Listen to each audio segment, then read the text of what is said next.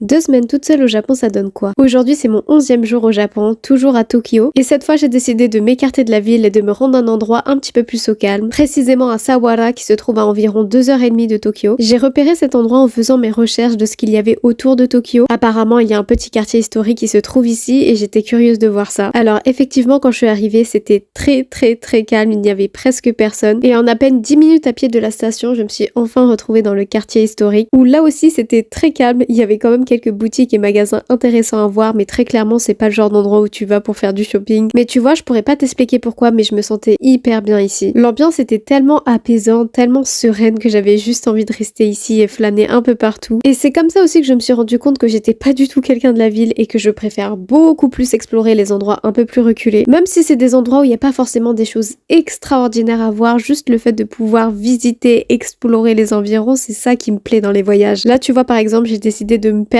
un petit peu et je me suis retrouvée dans un endroit, alors je ne sais plus où c'est, mais c'était entouré d'arbres, de nature, c'était vraiment magnifique. Et pour moi, ça c'est typiquement tout ce qui fait le charme de ce voyage. Bref, après ça, je me suis décidée à manger mon repas de midi à 16h, parce que oui, bien sûr, je suis toujours en décalé. Et après cette magnifique après-midi dans le calme, j'ai décidé de me rendre dans le chaos de la ville, encore une fois, précisément à Shibuya. Est-ce que j'ai besoin de faire un commentaire sur ça? Alors oui, c'était cool à voir, oui, c'était chouette, mais le monde qu'il y avait, forcément, c'est pas n'importe quel quartier, donc attends-toi à voir un océan de gens. D'ailleurs, petite anecdote, on m'a même demandé une photo parce qu'apparemment je ressemblais très fortement à une célébrité. Mais bon, bref, ça reste quand même un endroit cool à voir, mais je pense que c'est beaucoup plus sympa quand t'es accompagné. Après ça, je suis retournée dans le restaurant de la veille et j'ai testé pour la première fois des oursins. Et en vrai, je rigole même pas, c'était bon. Genre, ça avait le goût de la mer, c'est tout ce que je peux te dire. En tout cas, après cette grosse journée, ça fait du bien de retourner dans son lit. Mais le voyage n'est pas encore fini, donc moi je te dis bonne nuit et à demain pour la suite de cette aventure.